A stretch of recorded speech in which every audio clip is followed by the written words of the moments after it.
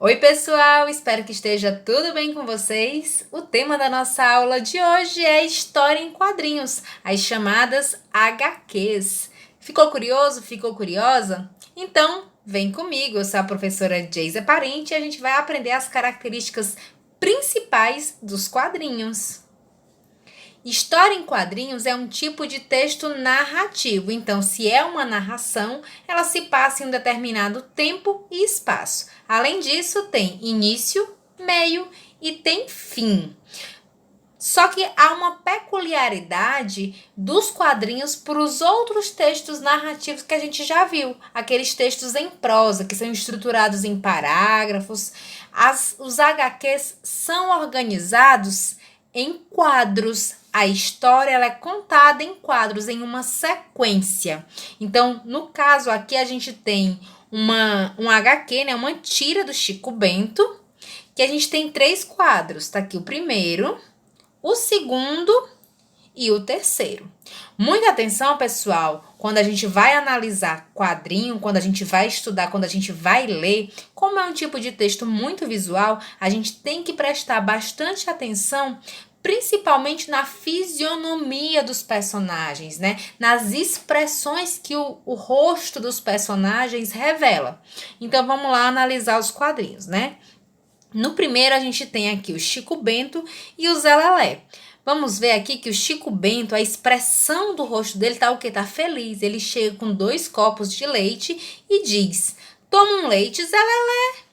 E aí o Zé Lelé no segundo quadrinho, observe aqui o rosto dele, tá com uma expressão meio de raiva, né? Puxando a manga da blusa. E o Chico Bento, por outro lado, tá com a cara assustada, sem entender, e pergunta: "Por que você tá rasgando a manga da camisa?" E aí, por último, o Zé Lelé, com a cara já mais tranquila, né, com o rosto mais sereno, diz: "Dizem que tomar leite com manga faz mar." E aí o Chico Bento fica sem entender, né? Olha aqui a expressão facial dele. Então, o que aconteceu, né? O Chico Bento, né, nesse diálogo com o Zé Lelé, não entendeu o que o Zé Lelé falou. E o Zé Lelé, na realidade, fez o que? A gente confundiu, né? A manga fruta com a manga da blusa. Porque há um mito que diz que se você tomar leite com manga, né, no caso a manga fruta, faz mal, mas isso é mito, hein, pessoal? Outra característica do quadrinho é que sempre a história vai terminar com fim, diferente do texto em prosa, né? Aquele em parágrafos, com a linguagem do português padrão, né? Com a linguagem formal, a gente não coloca fim, tá certo? Mas no quadrinho coloca. O objetivo da história em quadrinhos é divertir, porém elas também podem ser utilizadas em campanhas publicitárias, que é o que a gente vai ver daqui a pouquinho, tá bom? Por enquanto a gente vai analisar mais um quadrinho de diversão, né? Nesse caso aqui, mais um do Chico Bento, se passando dessa vez, né? O espaço onde acontece a história é na escola. A gente tem o Chico Bento enquanto personagem principal e temos aqui a professora e os colegas dele, né? Então, vamos analisar aqui o primeiro quadro. Então, a professora, né, tá aqui com o rosto, né? Observe a empolgação dela quando ela pergunta: "Olha, Chico, Maria tinha uma dúzia de goiabas. Ela comeu 10. Como que Maria ficou?" E aí o Chico responde no segundo quadrinho, né? "Com uma baita dor de barriga." E aí a gente vê a expressão da professora, né, de decepção, porque ela fez uma pergunta matemática e o Chico, né, não entendeu, infelizmente. Então, pessoal, aqui a gente tem a tirinha, né? A gente tem aqui esse quadrinho com um cunho de diversão. Agora a gente vai analisar o quadrinho utilizado como campanha publicitária. Nesse caso aqui, uma campanha de solidariedade, né, e de como você se comportar diante do coronavírus. Observe que a gente não tem muitos balões de fala dentro desse quadro. As falas estão fora dos quadros. Tem um motivo para isso. Na realidade, quando a fala está fora do quadro, indica uma fala do narrador, certo? Então, a gente tem aqui no primeiro quadro: "Fique em casa. Manter-se isolado, principalmente se idoso, é o melhor remédio nesse momento. Use a tecnologia a seu favor. E a gente tem aqui um balãozinho, né, de fala. Nesse caso aqui é um balão de fala eletrônica, a gente vai ver lá na frente. Do vozinho falando com o neto, né? Bom dia, netinho. No segundo quadro, a gente tem higiene pessoal. Sempre lave as mãos detalhadamente com sabonete ou use álcool gel 70%. Habitue-se a não tocar seus olhos, nariz e boca. No terceiro quadro, nós temos evite aglomerações e locais fechados. Mantenha distância 1 metro ao conversar e, se tiver pique, troque o elevador pela escada. Por último, nós temos seja mais solidário. Faça compras de mantimentos e remédios para seus vizinhos idosos. Vamos mostrar que sabemos viver em comunidade no condomínio. Não deixe de se cuidar. Nossas atitudes afetam a todos. Nesse caso aqui, trouxe um quadrinho sendo usado como campanha. A linguagem usualmente utilizada é a mista, que se vale de linguagem verbal, ou seja, as palavras, né? E a linguagem não verbal, que são as imagens. Trouxe exemplos para vocês. Aqui no caso, né, eu tenho aqui uma tirinha que está na vertical, né? Composta por 3 quadros. Então, vamos analisar aqui o primeiro. Oi, Dorinha. Cascão? Uau, que cheirinho bom! Que truque você usa para ficar com um cheirinho assim?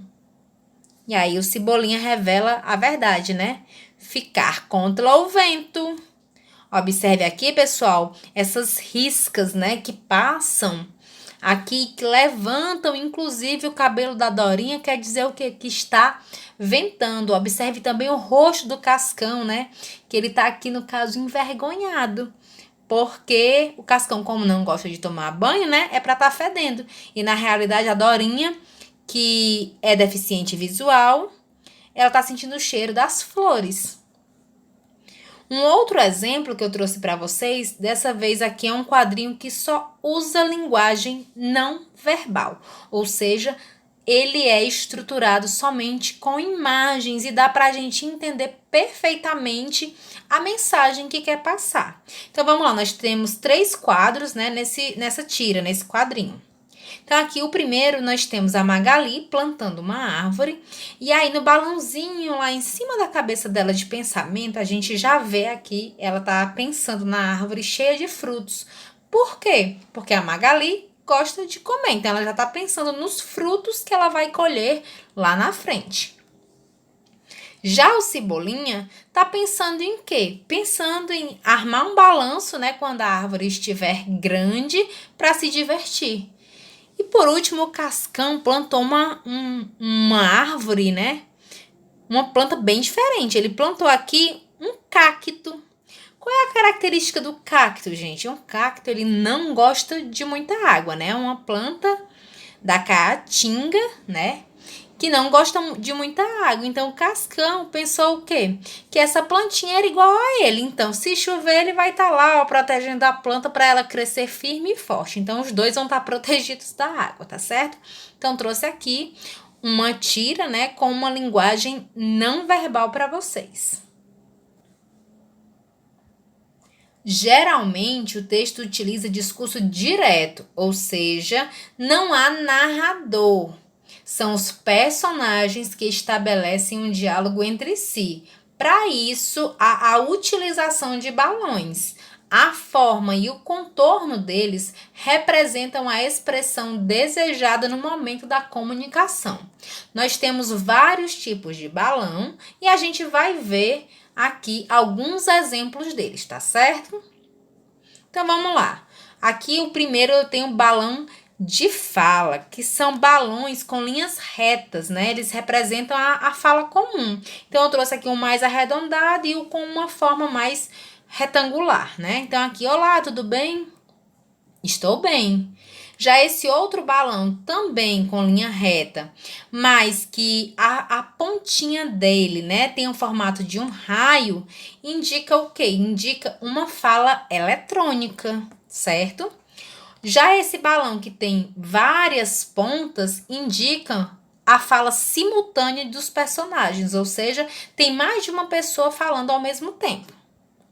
Já esse daqui, que é o balão com várias pontas, né, representa o grito. Socorro! O pontilhado indica sussurro, ou então cochicho. Não conta pra ele.